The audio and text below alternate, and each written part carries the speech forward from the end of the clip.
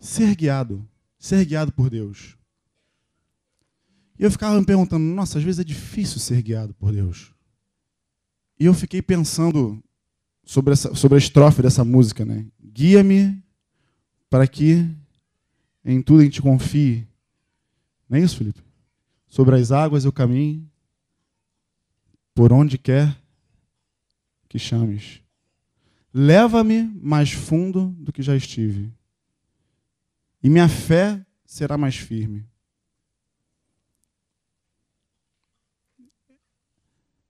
Eu fiquei pensando sobre isso essa semana. Essa semana não, já tem um tempo, já tem mais de uma semana.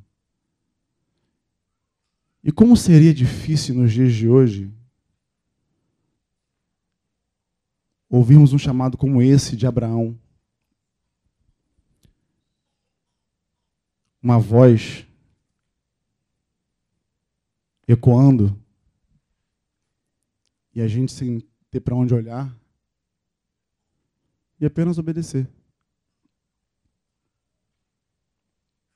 A maioria de nós que estamos aqui hoje, não conheço a todos, mas a grande maioria, crê em Jesus. E eu identifiquei que, às vezes, nos falta fé. Não nos falta fé para ouvir ao Senhor, mas falta fé para pôr em prática aquilo que o Senhor nos diz. Porque são duas coisas distintas. Você quer ver um exemplo? A história do rei Josafá. Eu já até falei aqui uma vez. Eu fiquei pensando sobre algumas histórias sobre isso. Caramba, não deve ter sido fácil para aquele rei. Vou contextualizar, né? Não deve ter sido fácil para aquele rei, no meio de uma invasão de 3 reinos contra ele. 3 reis se juntavam para fazer guerra contra ele. E era um exército maior que o dele. Ele não tinha como ir ao encontro daquele exército. Ele clamou ao Senhor. Ele fez aquilo que um homem sensato faria. Clamou ao Senhor. Senhor, não tem como a gente ir contra esse exército. E Deus falou, através de um profeta, que essa peleja seria dele. E que eles nem iriam desembainhar a espada. Deus falou. Nossa, que alívio. Que coisa reconfortante ouvir a voz do Senhor. E aí Josafá faz algo ousado. Coloca os músicos na frente do exército e vai louvando e adorando ao Senhor até chegar lá no vale, onde ele encontra seus inimigos todos já desbaratados. Ouvindo assim, parece até uma história, né? História. Um filme, um romance. Mas para se colocar lá, naquele dia. Na prática. Para se colocar no lugar de Abraão, que ouviu uma voz e creu e foi adiante. E o interessante, amados, é que no meio dessa condução, no meio dessa... Deus deu uma promessa a Abraão, né? Ele fala assim... Ora, o Senhor disse a Abraão, sai da tua terra, da tua parentela, e da casa de teu pai, e vai para a terra que eu te mostrarei.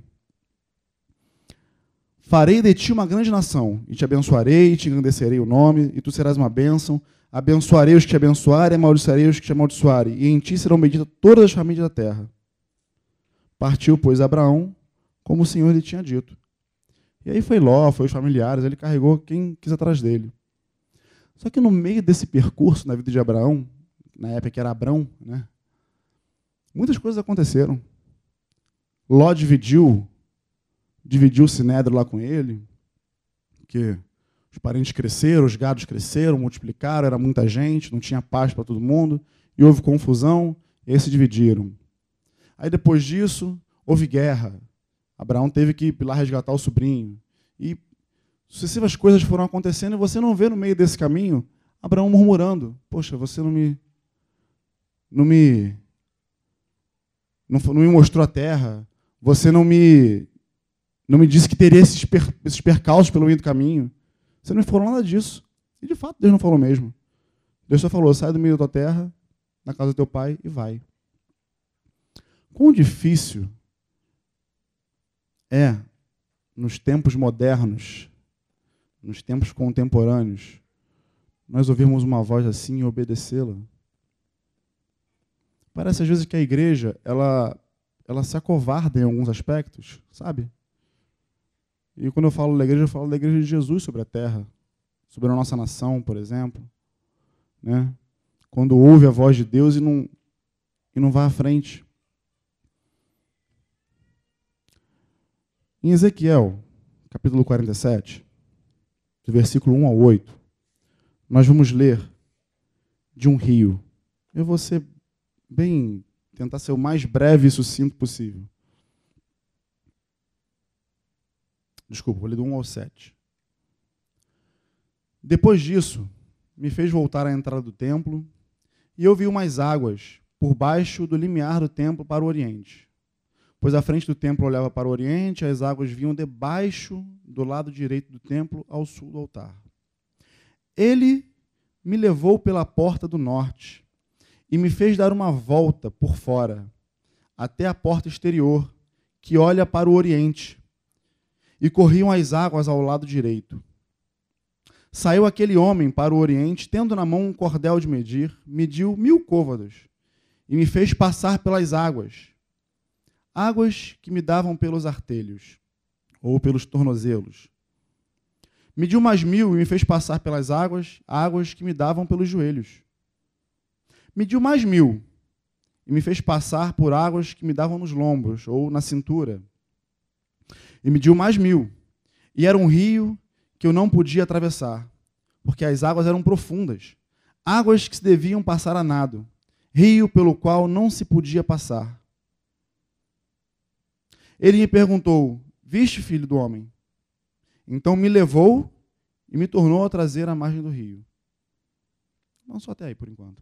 O que tem a ver, Luciano, essa história de rio com Abraão, que você está dando uma volta? Como eu estou falando para vocês, eu estou falando dos meus pensamentos. Eu vejo nesse rio, aqui, de Ezequiel, que ele estava tendo uma visão, tá, amados?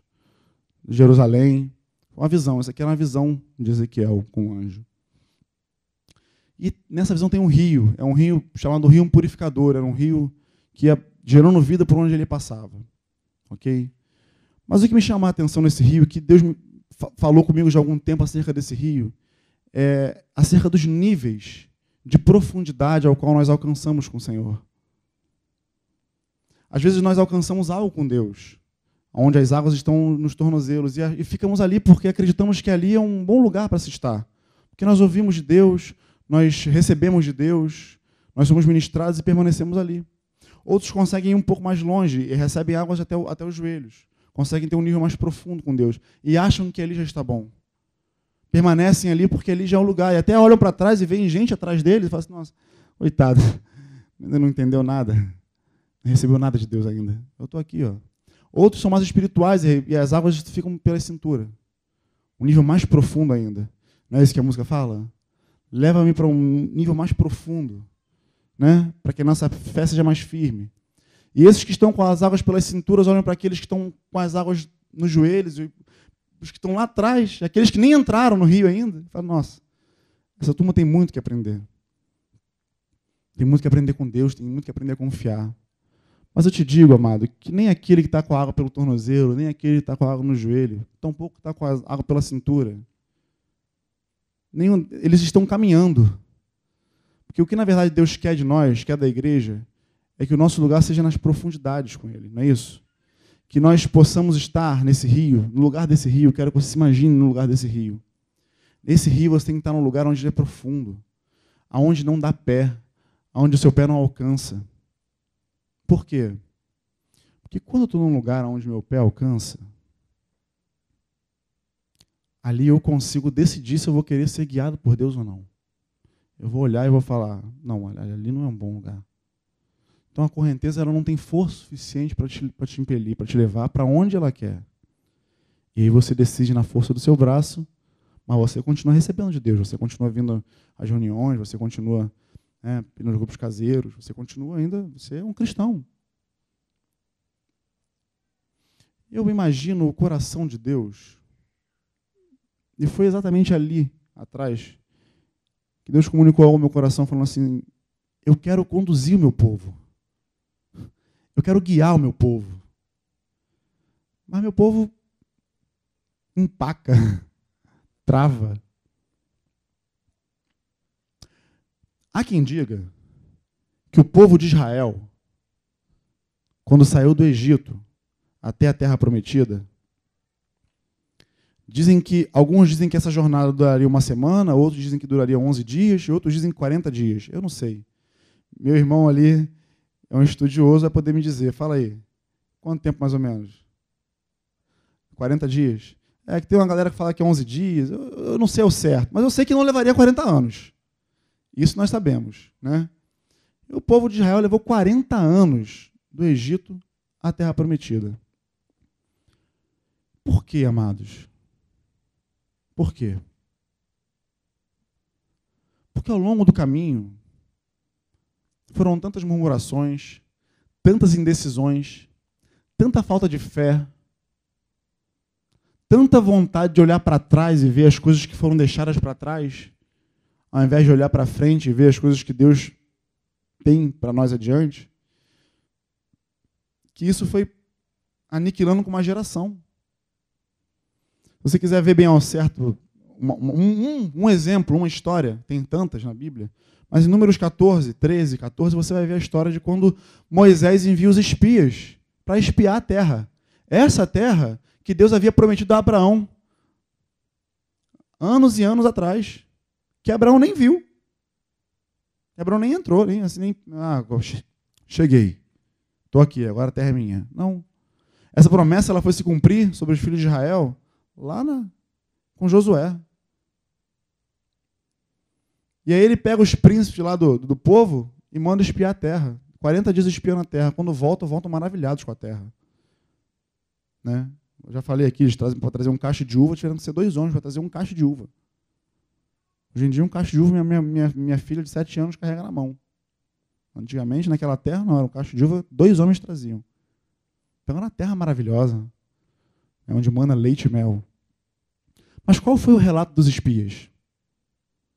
O povo que está lá é gigantesco. O povo que está lá, nós éramos como gafanhotos aos seus próprios olhos. Um povo de Israel que já tinha recebido a palavra do Senhor, que herdaria a terra, herdaram a promessa que estava sobre Abraão. Na hora de botar os pés na terra, não. O povo lá é grande, o povo é forte, as cidades são fortificadas, vai dar trabalho, vamos ficar por aqui mesmo, tá bom aqui. E aí, o povo quer se acomodar. Mas tem sempre uns inconformados no meio do povo. Tem sempre uns Josués e uns Calebes que falam, não é assim não. Animosamente a gente vai subir e vai possuir aquela terra. E se Deus for conosco, Ele vai dar aquele povo na nossa mão. Porque Ele falou. Está falado. Nota a diferença de atitude? Nota a diferença de conduta? Uma nação ouviu o que Deus tinha falado. Vocês vão possuir a terra. 2,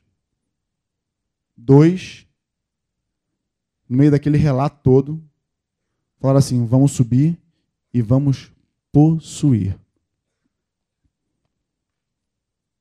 Se existisse o IBGE naquela época, a estatística ia ficar complicada.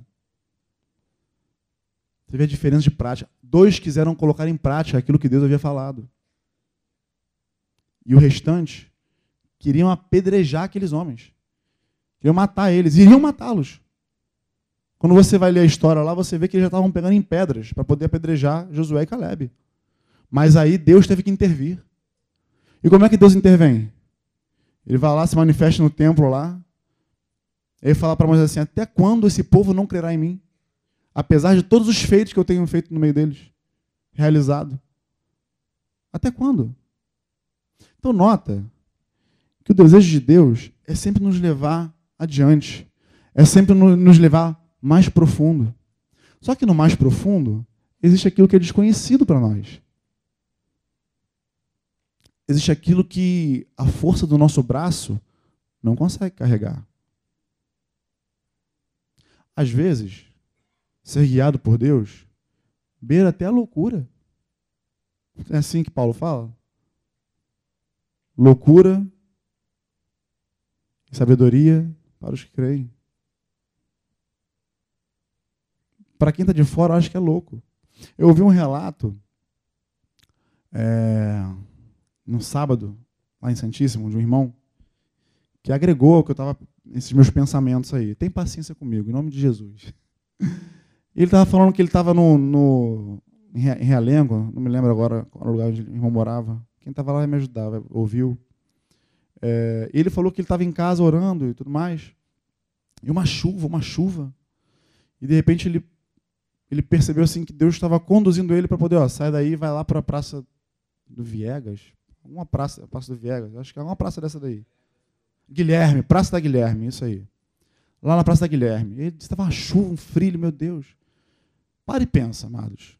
Você está no aconchego do seu lar, um frio, uma chuva, de repente você percebe Deus, percebe uma voz, percebe algo te impelindo a ir para um lugar que até, se eu não me engano, é perigoso, não sei, né? Vai para lá, de noite. Quem em sã consciência ou em sanidade iria? O que você pensaria? Eu estou maluco, pô. Eu, hein? Você até respaldaria, não. Deus não ia falar um negócio desse? A chuva que está aí fora, o dilúvio. Daqui a pouco está passando Noé aí na porta. Não, você até se justifica. Mas aquele impulso permaneceu no irmão. Ele resolveu obedecer. Pegou a bicicleta e foi lá na Praça Guilherme. Doido, né? Ele falou, bom, senhor, estou aqui, e agora? Porque aqueles que seguem Jesus são doidos, né? Porque para e pensa. Onde está Jesus aqui? Cadê o Senhor? Teus olhos conseguem vê-lo? Então por que você acha que ele está aqui? Porque eu creio. Não são com os olhos do meu corpo que eu enxergo ao Senhor. É a minha fé que diz que ele está aqui. E o maior interessado de estar aqui é ele, porque você está aqui. E você só está aqui por causa dele, não por minha causa. É fé. E sem fé é impossível agradar a Deus.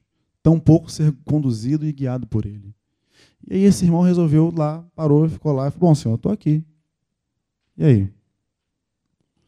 Aí disse que no meio daquele temporal, no meio daquela chuva, ele viu um camarada meio distante e disse que... Eu me lembrei até do Filipe e o Eunuco. Ah, isso aí. Ele foi fazer umas paralelas lá, uns negócios, vai lá na barra, vai lá na paralela, isso aí. Vai na paralela. Ele, tá bom. E de barra de chuva, imagina que loucura. Uma pessoa numa paralela lá, malhando, na chuva, é insano, é um louco. E aí, de repente, parece que um rapaz se aproximou dele. Os irmãos aí me corrijam, por favor, me ajudem. Isso aí. Quando ele subiu, ele viu um cara sentado. E aí, parece que se aproximou do cara, enfim. Quando chegou lá, foi conduzido pelo Senhor a estar lá com o cara. E olha que interessante. Sabe qual foi a oração do rapaz que estava lá no meio daquela praça, igual um maluco? Falou, se tu me ama, Senhor, mesmo, se tu existe, se tu me ama, envia alguém aqui.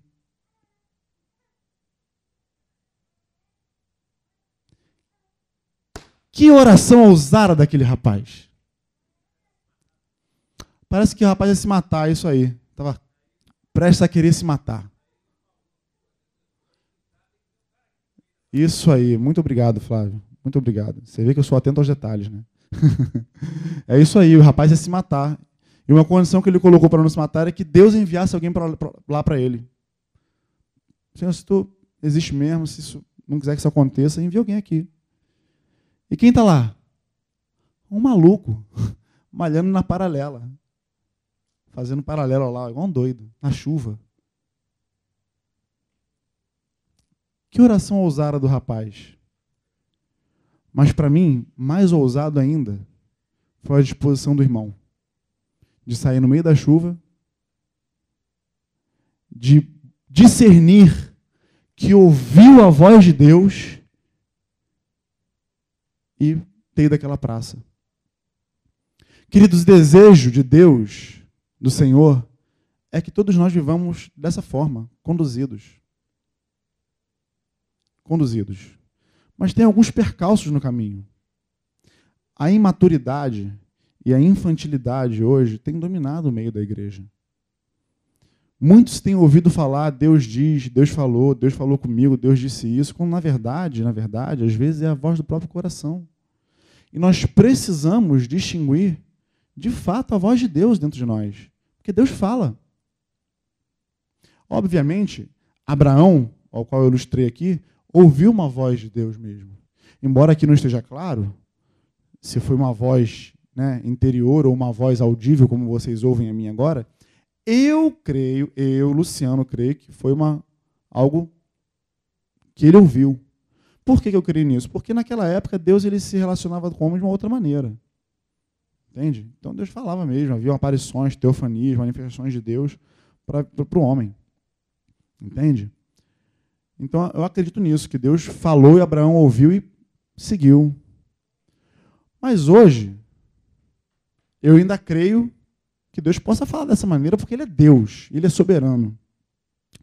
Mas a forma como Deus vem se relacionando com o homem mudou quando a gente vai vendo ao longo da Bíblia. Por quê? Porque hoje nós temos o Espírito Santo. Nessa época, Abraão nem sequer sabia o que era o Espírito Santo. Mas o Senhor, Ele nos concedeu, quando Ele foi aos céus, o Espírito Santo, o Consolador. Aquele que nos guiaria toda a verdade, que nos ensinaria todas as coisas, aquele que nos conduziria, aquele que convenceria o mundo do pecado, da justiça e do juízo. Então, na verdade, o Senhor ele deixou um guia para nós. Deixou um guia. Para quê?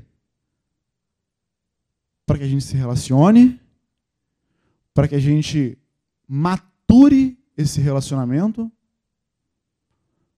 para que a gente cresça nesse relacionamento e, a partir daí, a gente possa ter discernimento de sermos guiados, sermos conduzidos.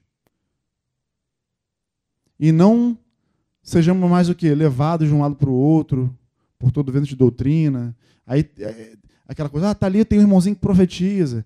Ele tem uma palavra boa. Aí você fica para lá e para cá buscando as coisas para você. Quando, na verdade, o que é suficiente já está dentro de você. Já habita em você. Já faz morada em você. Nós precisamos ser ousados como aquele rapaz que estava na praça e como aquele irmão que optou por obedecer àquela voz. E eu não sei quanto a vocês. Algumas pessoas já me fizeram essa pergunta, mas como é que eu sei que eu estou ouvindo Deus? Que às vezes gera uma dúvida, eu não sei se sou eu não sei se não é. Eu passei por uma experiência uma vez, quando eu era recém-convertido, já até contei aqui algumas vezes, de que eu fui impelido a dizer para uma pessoa que estava do meu lado no metrô, na hora do rush, indo para o centro da cidade, que o Senhor a amava. Mais ou menos assim, eu ouvi dentro de mim falando assim, vai lá, encosta nele e fala assim, que eu amo. Só isso. Então, qual era o meu trabalho como vaso? Chega lá perto dele, jovem, não lhe conheço, porém o Senhor pede para te dizer o seguinte, Ele te ama. O Senhor te ama. O que Deus ia fazer a partir daí, eu não sei, querido. Mas a minha responsabilidade era essa. E aí eu, tomei por coragem, por ousadia, e não fui lá falar com o rapaz, porque eu achei que era coisa da minha cabeça, que eu estava ficando maluco, que não tem nada a ver uma coisa dessa, no meio de um trem lotado, olhar para um cara que eu nem conheço, que eu nunca vi na vida, e chegar lá e falar para ele que Deus ama ele. E lá se foi a oportunidade de falar de Jesus. para a vida daquele rapaz, e eu espero que Deus, na sua infinita misericórdia, tenha levantado um outro mais corajoso que eu poder falar. Mas eu aprendi uma coisa, desde então. A nossa carne não milita contra o espírito. Não é assim que em Gálatas 5 está escrito lá? A carne milita contra o espírito, um se opõe ao outro, porque um quer, né, deleite-se, prazer, mas o outro não. Um quer te levar para a vontade de Deus, mas o outro quer levar para a tua vontade. Quando que a tua carne vai querer orar por alguém?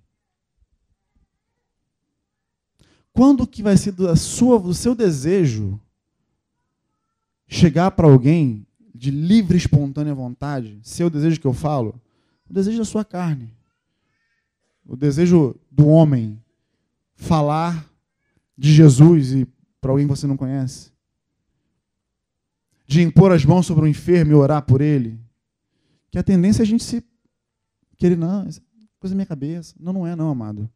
Não é coisa da sua cabeça não, querido. Sabe o que é? É o Espírito Santo te impelindo a exercitar aquilo que está dentro de você. A fé, o dom, a palavra. Só que lembra que Paulo fala assim em Tessalonicenses, se não me engano, 1,17 agora, não me recordo. Não extingais o Espírito, não apagueis o Espírito. É porque nós, com a força do nosso braço, podemos apagar o Espírito Santo dentro de nós. Nós podemos, com as nossas ações, não querer obedecer ao Espírito Santo. Agora que interessante, uma pessoa tão poderosa, pode ser limitada pela ação do homem, pela nossa ação. Que coisa terrível.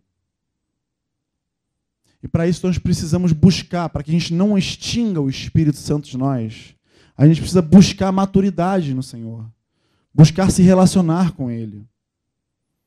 Claro, um recém-convertido não vai entender muito, como eu também não entendia, e como tem coisas que eu ainda não entendo, queridos. Para isso nós temos o quê?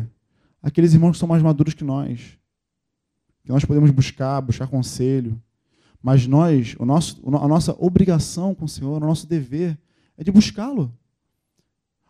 Eu sou casado, vai fazer 14 anos, queridos. 14 anos eu sou casado. Com certeza, Bendurades há muito mais tempo, Flávio Marta também, enfim, os mais experientes aí. Mas vou me pegar como exemplo.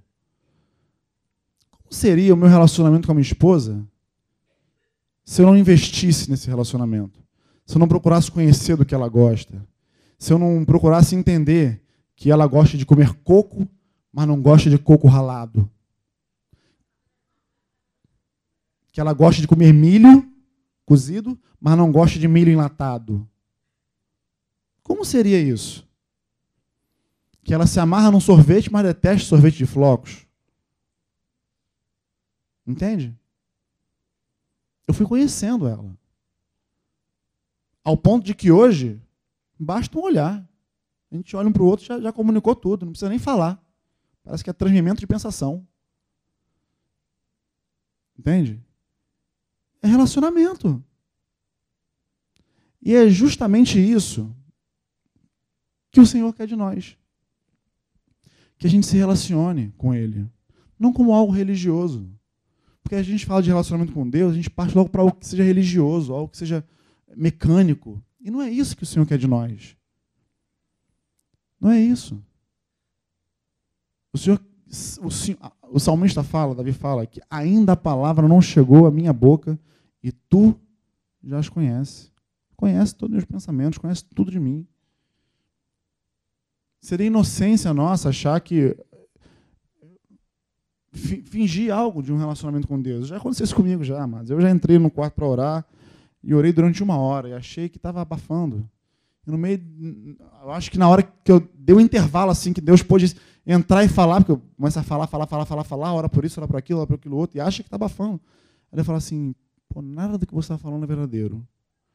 É verdade, não é mesmo não. Estou aqui intercedendo só para poder fazer onda. Mas, na verdade, eu quero te falar isso, que eu estou mal aqui, estou chateado ali, fiquei feliz por aquilo ali, achei que tu não me ouviu aqui. Aí eu comecei a botar meu coração para fora. É isso que Deus espera de nós. num relacionamento verdadeiro. Qualquer relacionamento verdadeiro se espera que um entregue ao outro o seu coração. Por isso que ele fala na Bíblia, dá-me, filho meu, o teu coração. Quando nós damos o nosso coração, quando eu entrego meu coração para minha esposa, eu me entrego para ela, sem reservas. Quando eu entrego meu coração ao Senhor, eu me entrego sem reservas. O meu coração fala da minha vida. Fala que eu confio a minha vida a você. E quantos de nós, quando chega na beira do Mar Vermelho, no Mar Vermelho das nossas emoções, no Mar Vermelho das nossas decisões, no Mar Vermelho das nossas intempéries, quantas vezes a gente chega na beirinha dele e fica assim, ó, abre aí, Senhor. Abre aí. Tu abriu uma vez, abre de novo. Quando, na verdade, nós temos que, botar o pé para que esse mar se abra. Não tem como ser diferente. Entende? A gente fala de um nível mais profundo com Deus, a gente fala de querer ser conduzido por Deus, a gente fala de intimidade com Deus, mas não tem como ser íntimo de Deus, nem ser conduzido por Ele, nem ser guiado por Ele, ou qualquer outra coisa que você imagine por Ele, se você não estiver livre nesse rio que nós lemos aqui em Ezequiel 47. Nota no versículo 5 para o 6, eu vou ler de novo, ele fala assim, mediu mais 1000 côvados. 1000 côvados aqui vai representar mais ou menos uns 520 metros. Tá? Então ele foi medindo de 500 em 500 metros. Mediu mais 1000 côvados e era um rio que não se podia atravessar porque as águas eram profundas. Águas que se deviam passar a nado. Rio pelo qual não se podia atravessar. Quando Ezequiel fala isso, ele fala isso de uma perspectiva humana. Imagina, nós tivemos agora aí infelizmente essa tragédia no Rio. O primeiro, não, foi no norte, no Pará, não foi? No Xingu, isso. Cara, você não consegue olhar a outra margem do rio. É um mar. Então, quando você olha assim, você não consegue discernir. Foi essa a perspectiva de Ezequiel. Cara, era um rio muito grande, só a nado. Era impossível passar. Mas no versículo 6, ele fala assim, ele me perguntou, viste, filho do homem? E então me levou e me tornou a trazer à margem do rio. Esse é o desejo do Senhor. É que, primeiro, você não se atemorize com o tamanho do rio. Segundo, que você se permita ser conduzido até o nível de profundidade que o Senhor quer ter contigo. E terceiro, é você saber que Ele vai te levar de uma margem à outra. Nem que para isso você ande sobre as águas, como Pedro andou. Pedro não caminhou sobre as águas? Caminhou ou não caminhou? O que foi necessário para Pedro caminhar sobre as águas? Fé. Fé foi um ingrediente primordial. Mas a fé dele implicava em uma outra coisa que ele tinha que fazer. Oi? Ação, atitude, prática. Você pode chamar do que você quiser. Porque ele olha para Jesus no barco no meio da noite, assim, aquela noite aterrorizante. Vento soprando, mar batendo. Eles eram pescadores, conheciam o mar. Não deviam se intimidar com qualquer tipo de brisa. Né? Então o negócio devia estar feio. E aí quando Pedro olha um camarada vindo lá de longe, e ele duvida, quem é? Não tem, mas sou eu, Senhor. Não, se é tu mesmo... Pedro era um cara fora de série. Se é tu mesmo, me manda ter aí contigo. Ah, vem. Então Pedro se encheu de fé e foi. Deu o primeiro passo, deu o segundo passo e, olhando firmemente para o autor e consumador da fé dele. Passo após passo. Está ventando de um lado, está batendo água do outro, tem um mar de problemas à sua volta. Mas se você continuar olhando firmemente para o autor e consumador da sua fé, você vai viver o impossível e nem vai perceber que está vivendo. Porque eu tento me colocar lá naquela cena. Eu não acho que Pedro ficou, nossa, caraca, estou caminhando sobre as águas. Eu acho que eu ficaria assim. Mas Pedro acho que não, acho que ele foi em direção a Jesus.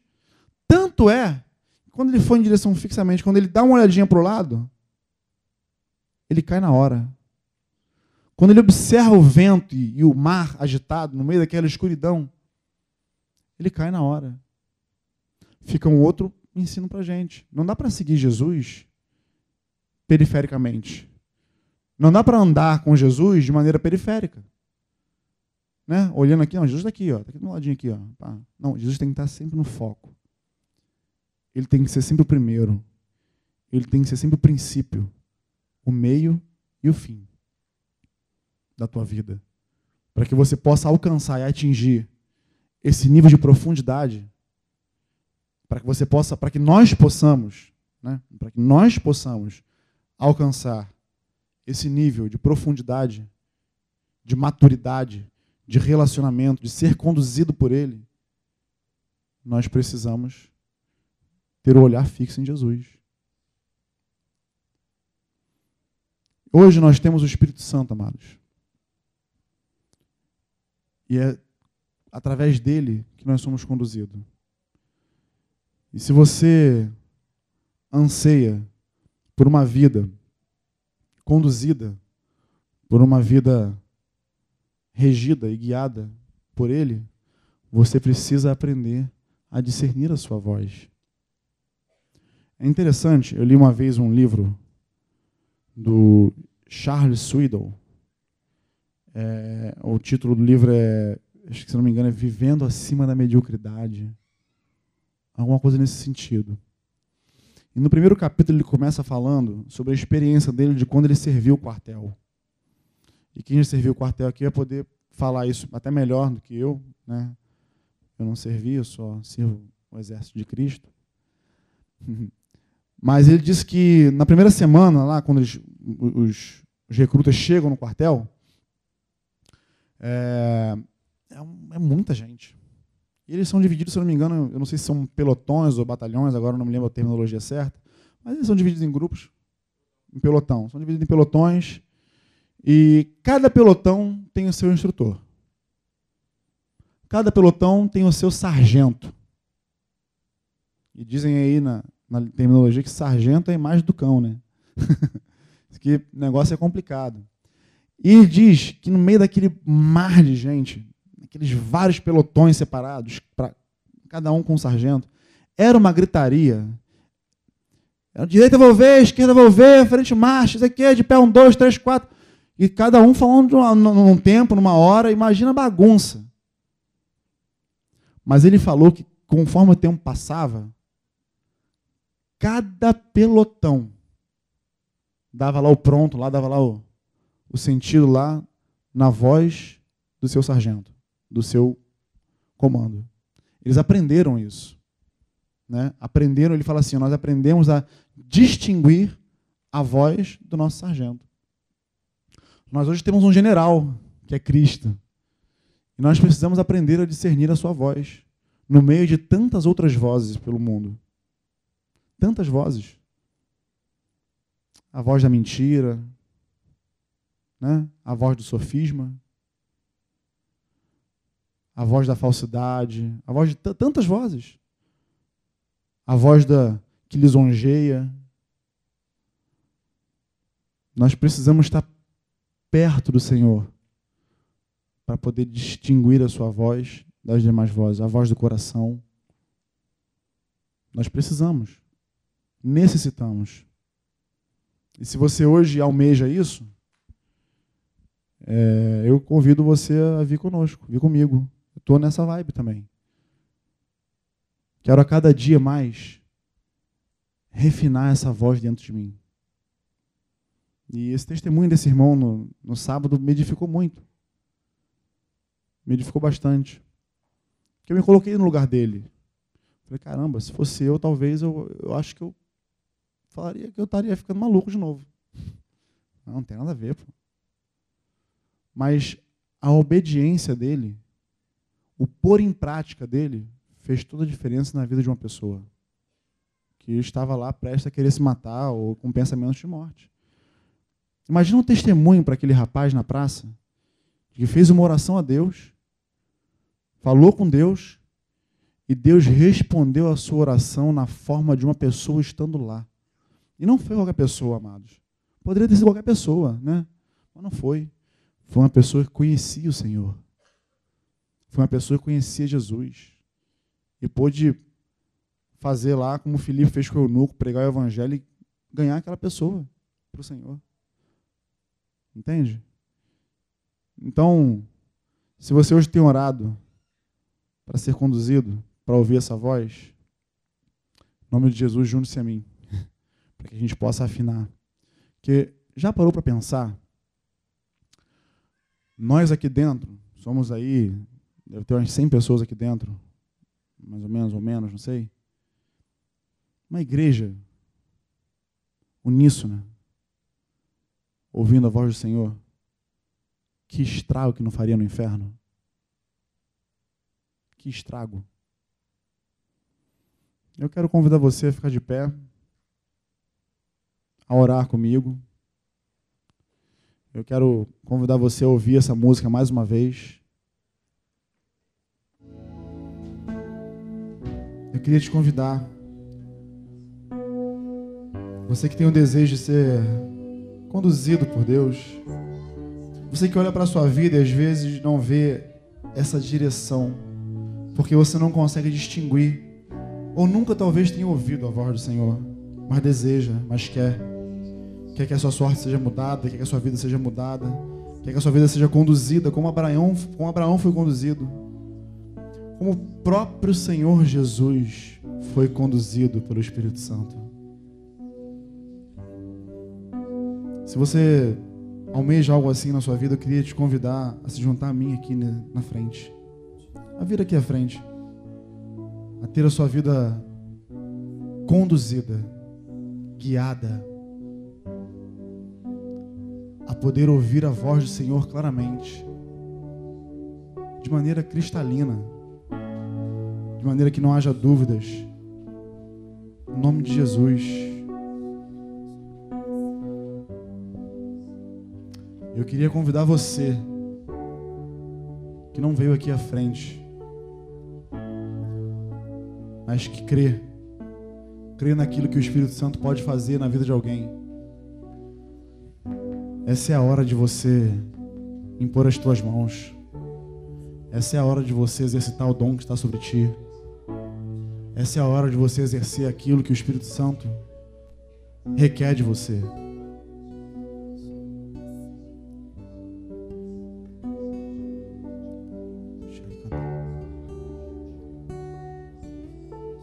Espírito Santo,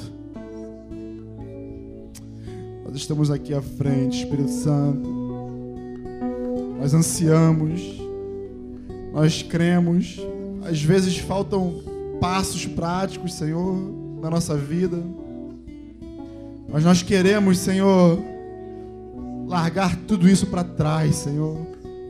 Nós queremos calar toda a voz dentro de nós, Senhor. Nós queremos nessa hora te oferecer o nosso coração. Nós queremos nessa hora te oferecer a nossa vida para que tu nos conduza, para que tu nos guie, independente do caminho, independente de qual for o caminho. Nós queremos ser conduzidos, nós queremos ser guiados por ti em todo o tempo.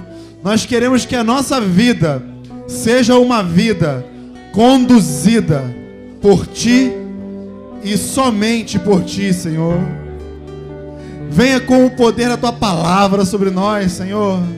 Nós queremos te conhecer como tu nos conheces, Senhor. Nós queremos ser guiados por ti em todo o tempo. Nós queremos que a nossa vida reflita a tua condução. Nós queremos que a nossa vida ela possa resplandecer a tua voz ecoando dentro de nós. Nós queremos ser como aquele irmão, Senhor, que tão ousadamente ouviu e obedeceu. Nós queremos ser como Ananias, que ouviu a tua voz e obedeceu, e foi lá e batizou um dos maiores apóstolos aos gentios, que foi Paulo. Mesmo com temor, ele obedeceu a tua voz, Senhor, porque sabia que Saulo era o homem que perseguia a tua igreja. Mesmo correndo risco de morte, Senhor, Ananias obedeceu e foi conduzido por ti. Nós queremos ser, Senhor, como Ananias. Nós queremos ser, Senhor, como aquele irmão que testemunhou sobre a sua vida no sítio. Nós queremos ser como a ti, Senhor, que foi conduzido pelo Espírito Santo em todo o tempo. Nós queremos ser guiados, Senhor. Não por simplesmente ser conduzidos, não por simplesmente batermos no peito, Senhor, e dizermos que somos guiados por ti, mas porque, Senhor, essa condução tem um propósito. Ser guiado por ti tem um objetivo, Senhor. Envolve vidas. E envolve muito além do que aquilo que os nossos olhos podem enxergar. É como o profeta Ezequiel viu aquele rio profundo que não se podia atravessar, Senhor. Mas tu o conduziu. Tu o levou de uma margem a outra. É assim que queremos ser conduzidos por ti, Senhor. Como essa canção diz, nós queremos ir mais fundo. Nós queremos ser guiados por ti. Toma, Senhor, cada um dos meus irmãos aqui à frente nessa manhã, Senhor. Cada um que está aqui à frente, Senhor, veio porque tem um anseio de ser conduzido por ti. Alguns, Senhor, necessitam de direção para a sua vida. Alguns necessitam de uma palavra. Alguns necessitam de ouvir a tua voz para seguir adiante, Senhor. Moisés, de uma forma muito ousada no meio do deserto, em meio às intempéries do povo, em meio ao cansaço do povo, da murmuração do povo, e tu disse a Moisés que não iria mais com aquele povo, tu enviaria o teu anjo, e Moisés foi muito ousado. Moisés falou: não daremos um passo, não daremos nem sequer um passo, se a tua presença não for conosco. Nós não queremos os teus anjos, não queremos nada, nem ninguém, além da tua presença, Senhor. Nós queremos ser guiados por ti. Nós queremos ser ousados nessa hora, como Moisés foi ousado contigo, Senhor. E disse que não daria um passo se tu não conduzisse aquele povo com ele. Eis-nos aqui, Senhor, como Moisés. Eis-nos aqui, Senhor, como Ananias. Eis-nos aqui, Senhor, como Pedro, Paulo, Abraão. Eis-nos aqui como uns dos teus, Senhor. Eis a tua família. Eis os teus filhos. Conduz-nos, Senhor. Tu és o nosso sumo pastor. Tu és o nosso papaizinho. Direciona cada um aqui, Senhor. Porque cada um aqui que veio à frente tem uma necessidade.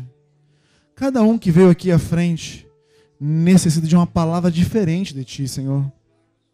Nessa hora eu quero animar a fé dos meus irmãos. Gera fé, Espírito Santo, no coração. Não só para ouvir, porque às vezes nós ouvimos a tua voz. Nós temos clareza da tua voz, mas às vezes nos falta fé para dar o passo para fora do barco. Às vezes nos falta fé para dar o passo para ver o mar se abrir, Senhor. Gera fé no coração dos meus irmãos para que isso aconteça, para que as suas vidas sejam transformadas, para que essa profundidade seja alcançada, para que eles possam não só ser conduzidos, mas possam cooperar na condução da vida daqueles que estão à sua volta, meu Pai. No nome de Jesus, eu profetizo que a partir de hoje, a tua vida não será mais a mesma. Eu profetizo que os teus ouvidos serão abertos, que os teus olhos se abrirão e o teu coração vai obedecer à voz do Senhor com clareza.